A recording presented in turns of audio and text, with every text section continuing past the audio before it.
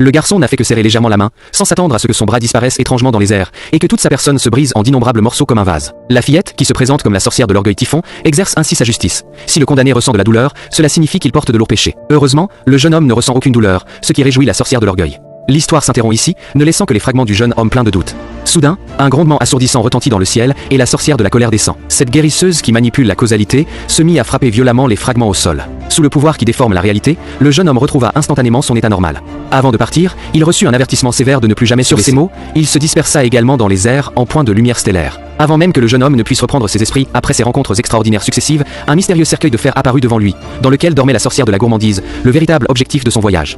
Il rassembla son courage pour lui demander pourquoi elle avait créé des calamités terrifiantes comme le grand lapin de platine et le serpent noir. En entendant cela, Daphné expliqua nonchalamment qu'elle voulait simplement créer davantage de sources de nourriture dans le monde, afin que toutes les créatures puissent manger à leur faim. Quant au problème des attaques contre les humains, elle répondit avec assurance.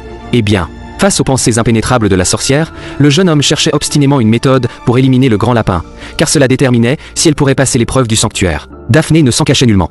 À ses yeux, puisque le grand lapin dévorait les humains pour survivre, il était tout à fait légitime que les humains les éliminent. Elle révéla donc que le grand lapin détectait ses proies grâce à la magie, et suggéra d'utiliser un puissant mage comme appât, puis de les anéantir d'un seul coup une fois rassemblés. Après avoir obtenu ces informations cruciales, le jeune homme s'empressa de remercier la sorcière de la gourmandise. En même temps, il affirma avec détermination qu'il ne laisserait jamais ces créatures dangereuses continuer à sévir. La baleine blanche ayant déjà été vaincue par ses soins, il s'engagea à éliminer toutes les autres menaces. En entendant ces mots, Daphné ne put s'empêcher de trembler d'excitation.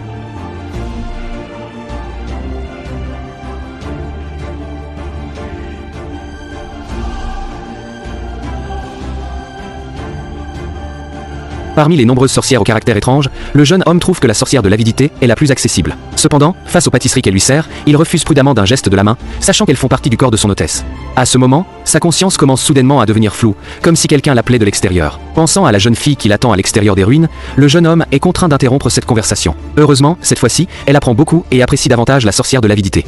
Cette sorcière est non seulement une sage qui donne de précieux conseils, mais aussi la seule à connaître sa capacité à revenir après la mort. Dans sa situation d'isolement, elle devient son soutien. La sorcière de l'avidité exprime avec embarras que les conditions d'invitation au thé deviennent de plus en plus strictes. En tant que visiteur déjà venu 2 fois, le jeune homme devra, la prochaine fois, faire preuve d'une obsession plus forte, soit en remportant l'épreuve du sanctuaire, soit en endurant un désespoir et une souffrance rapidement plus profond. Alors que son mal de tête s'intensifie, le moment des adieux arrive. Avant son départ, la sorcière prend le mouchoir de la servante comme prix du souvenir. Dans ce monde spirituel, le mouchoir restera présent même dans la réalité. Elle explique que cela lui permet de ressentir les pensées enfouies et d'y imprégner une influence du destin. Cette action énigmatique prendra tout son sens dans les événements à venir. À son réveil au point de sauvegarde, elle ne trouve aucune trace de la jeune fille, ce qui la pousse à quitter les ruines précipitamment. Elle découvre un spectacle choquant. Le monde est englouti par les ténèbres, des ombres noires s'étendent partout. Ses appels restent sans réponse, seul le silence règne. C'est alors